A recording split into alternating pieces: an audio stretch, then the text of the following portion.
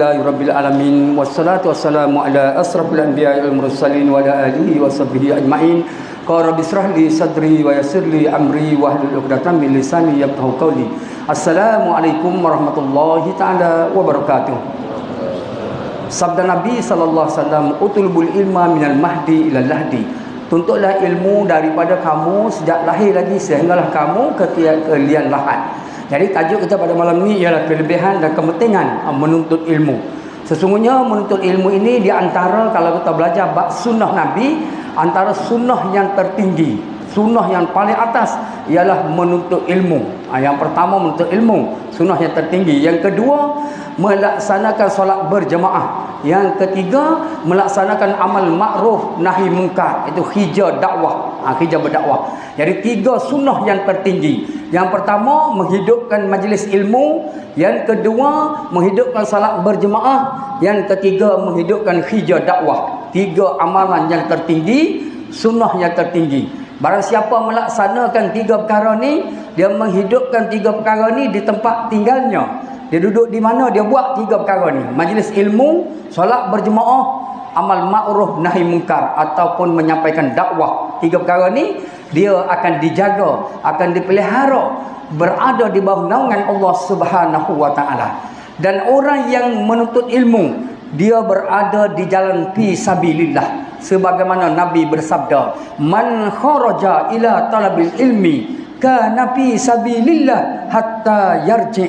Barang siapa keluar daripada rumahnya kerana hendak menuntut ilmu, dia berada di jalan fi sabilillah. Jikalau ia mati ketika hendak pergi menuntut ilmu, di tempat menuntut ilmu, ketika dia balik hatta yarji, ketika dia balik, dia meninggal dunia, dikira mati syahid. Mati syahid ketika menuntut ilmu. Hatta yarji, sehingga sampai di rumahnya baru habis fi sabilillah. Ini besarnya kelebihan orang yang menuntut ilmu. Dalam sabda lain daripada Anas radhiyallahu anhu disebut bahawa barang siapa hadir majlis ilmu, Nabi bersabda yang bermaksud barang siapa hadir majlis ilmu pada bulan Ramadan, hadir majlis ilmu bulan Ramadan, satu langkah diberi pahala setahun ibadah. Kalau sebelum bulan Ramadan, hadis yang sebelum bulan Ramadan yang kita beritahu yang lepas, barang siapa hadir majlis ilmu, hadir majlis ilmu, satu langkah 100 pahala. Satu langkah 100 pahala. Di bulan Ramadan, hadir majlis ilmu, majlis tazkirah, majlis mengaji belajar Al-Quran, satu langkah setahun ibadah. Meningkat lagi besar. Jadi majlis ilmu bulan Ramadan jangan tutup. Majlis belajar mengaji Al-Quran, majlis tazkirah, majlis bayan, majlis ilmu, majlis apa sajalah yang melibatkan mengajar hukum hakam agama, jangan tutup di bulan Ramadan. Walaupun sekejap, biar ada, kerana rahmat dan kebesarannya sangat tinggi, sangat besar di sisi Allah Subhanahu wa taala. Dan orang yang belajar ilmu juga kena ada satu lagi, iaitu belajar dan nak mengajar orang lain. Itu antara Nabi suruh. Kita belajar ilmu biar kita boleh ajar orang lain. Tu antara hadis yang cukup besar, cukup penting untuk kita pegang. Kita belajar ilmu ni, kita ada niat untuk kita ajar orang lain. Ajar keluarga kita, ajar sahabat kita, ajar sesiapa saja yang ada kemampuan kepada kita. Ada situ. Nabi bersabda, orang yang menuntut ilmu kena ada cita-cita nak ajar orang lain. Man ta'allama baban min ilmin, barang siapa belajar satu bab ilmu, yu'allimun nas, hendak dia bercita-cita hendak menyampaikan kepada orang lain, untuk diri dia dan nak sampaikan pada orang lain. Yu'alliman nas, bagi menyampaikan kepada manusia. Yu'ti sawaba, diberi pahala baginya. Sabi'in siddiqan, 70 pahala siddiq. 70 pahala siddiqan, orang-orang yang dipilih, orang-orang yang berada di bawah pilihan Allah. Jadi diberi pahala 70 siddiq. Man ta'allama baban min ilmin, barang siapa belajar satu bab daripada ilmu, yu'allimun nas, dia nak sampai pula ilmu ni pada orang lain, bukan untuk diri dia saja. Dia nak sampai pula kepada anak isteri dia, pada keluarga dia, pada sahabat dia, ilmu yang dia perolehi. Nabi kata balighu anni walau bi ayah, sampaikan daripadaku kepada manusia walaupun satu ayat yang kamu tahu. Belajar untuk kita sampaikan pula, besar pahalanya. Yu'ti sawaba sab'in siddiqan, diberi pahala 70 siddiq. 70 as-siddiq. Dalam bab belajar Al-Quran juga demikian Nabi sebut, khairukum man ta'allamal Quran, sebaik-baik di kalangan kamu yang belajar Al-Quran. Khairukum man ta'allamal Quran wa ya'lamahu, sebaik-baik di kalangan kamu yang belajar Al-Quran dan mengajar pula orang lain. Dia belajar Quran, lepas dia pandai, dia nak ajar pula orang lain. Khairukum man ta'allamal Quran wa 'allamahu, sebaik-baik di kalangan kamu yang belajar Al-Quran, dia nak ajar pula orang lain. Allahu Akbar. Ataupun kita kata hijau dakwah, menyampaikan ayat-ayat Al-Quran kepada sahabat lain, nak berdakwah, dakwah beri penerangan pada kawan-kawan kita, sahabat kita, ajak mereka mari ke surau, beri penerangan tentang Islam. Dalam Al-Quran Allah sebut, wa man ahsanu qawlan mimman da'a ila Allah, siapakah yang lebih baik daripada kalangan kamu, daripada orang yang menyampaikan kalimah Allah, kalimah-kalimah yang baik dia sampaikan, da'a ilallah, supaya orang tu kembali kepada Allah, kembali kepada ajaran Islam, kembali kepada masjid, kembali kepada majlis ilmu, dia ajak orang. Inilah kata-kata yang baik yang keluar daripada seseorang. Ajak orang lain supaya berbuat baik. Daripada ilmu yang dia ada, dia boleh pergi berdakwah, boleh ajak orang kembali kepada Islam. Allah Akbar. Antara amalan yang hebat. Ada seorang pemuda, dululah kita duduk tengok rencana keluar, orang dah ambil apa ni rencana dia. Antaranya daripada Semenanjung, dia pergi ke Sabah dan Sarawak, pergi menyampaikan ilmu. Daripada Semenanjung secara sukarela, seorang pemuda pergi ke pendalaman Sabah, pendalaman Sarawak. Bila nak masuk saja bulan Ramadan, dia pergi. Dia pergi ke sana, dia pergi ke perkampungan pendalaman. Tempat ada 10 buah rumah, tak ada ustaz. Ada sedikit surau yang kecil ditinggalkan. Masyarakat tak pandai mengajar ngaji Quran. Dia pergi ngajar. Sebulan bulan Ramadan dia duduk di sana, dekat Sabah dan Sarawak. Kita tengok ada satu artikel orang hantar pada kita. Seorang pemuda ni dia pergi ke sana. Setiap tahun dia pergi. Allahu Akbar, hebatnya dia sanggup tinggal kemudahan yang ada di Semenanjung, pergi ke Sabah dan Sarawak mengajar anak-anak orang Islam di pendalaman yang ada terpencil, rumahnya tak berapa banyak, tak ada orang datang mengajar. Dia mengajar. Sebulan duduk di sana. Seperti yang berlaku di zaman Nabi. Nabi hantar Mus'ab bin Amir daripada Mekah, masa duduk di Mekah, hantar ke Madinah. Ketika berada di Madinah, hantar Muaz bin Jabal ke Yaman, hantar sahabat-sahabat yang lain untuk mengajar ngaji Al-Quran masyarakat di sana. Antara besar pahala ambil sunnah Nabi, kita boleh buat amalan-amalan ini. Dan kita ketika belajar ilmu, kita juga disuruh menghafal. Kita kena hafal. Belajar ilmu ni kita kena hafal. Hafal hadis Nabi, hafal Al-Quran. Sebagaimana Nabi bersabda, man hafaza arba'in hadisan, barang siapa hafal 40 hadis, hafal 40 hadis. Kita dapat hadis pendek pun tak apalah, kita hafal. Kena ada hafalan kita. Masa kita belajar tu, ambil peluang menghafal hadis Nabi. Man hafaza arba'ina hadisan, barang siapa hafal 40 hadis, bu'isallahu lahu, dibangkit ia di hari kiamat ma'al ulama wal fuqaha, dibangkitnya di hari akhirat duduk bersama dengan orang-orang ulama dan fuqaha. Hafal 40 hadis ke atas, hadis Nabi. Kita belajar, kita hafal. Kita belajar, kita hafal. Dan hafal Al-Quran. Nabi bersabda, man hafazal Quran, barang siapa hafal Al-Quran, ya'ti yaumal qiyamah, datangi ia di hari kiamat, bainal asfiya wal asdiqa, berada di kalangan orang yang dipilih, yang bersih hatinya. Asfiya wal asdiqa, orang-orang yang siddiqin yang tadi, berada dalam gulungan mereka. Orang yang hafal Al-Quran. Hafallah walaupun berapa banyak yang kita boleh. 1 surah, 2 surah, meningkat naik setiap tahun, meningkat. Hafal Al-Quran 1 surah, 2 surah. Yang hadis Nabi pun hafal. No ilmu tadi, ilmu tu kena hafal. Kerana bila kita belajar bab kiamat, kita ambil belajar satu tajuk bab kiamat, seluruh ilmu Allah diangkat Seluruh yang ada dalam Al-Quran ditulisan, semua diangkat. Kita buka Al-Quran sudah tidak ada lagi tulisan. Tulisan Al-Quran telah diangkat kembali, kecuali yang dihafal di dalam dada-dada manusia. Pentingnya hafal. Masa tu kalau kita ada, kita nak tengok Al-Quran, tak boleh dah. Tapi siapa yang hafal, dia boleh jadi tu imam. Dia ingat apa yang dia ada. Ini yang kita nak, menghafaz Al-Quran. Dan di kalangan bila kita belajar juga, kita kena dampingi ulama, dampingi ahli-ahli zikir.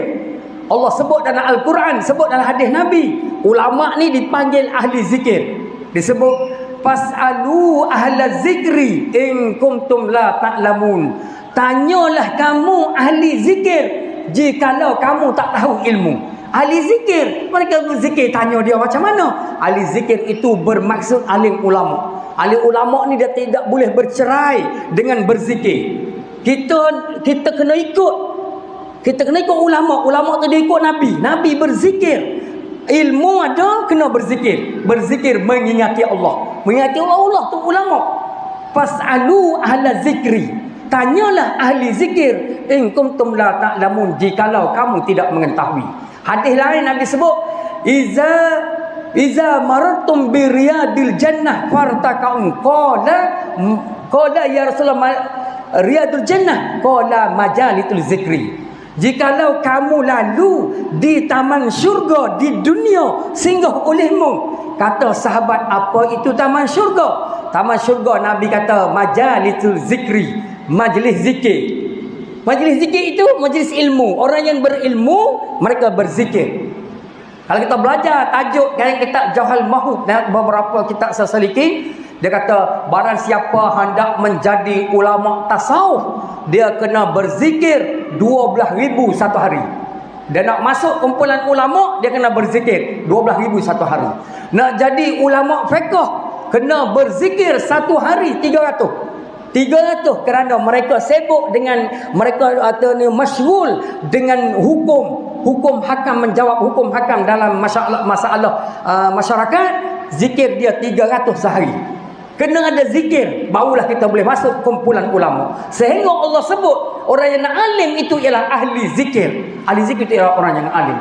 Profesor Hamka rahimallahu ta'ala, di antara orang yang alim, orang yang berzikir yang hebat, ilmu yang hebat, di peringkat awal sebelum jadi ulama, Hamka sebelum jadi ulama dapatlah beberapa hadis dan sebagainya.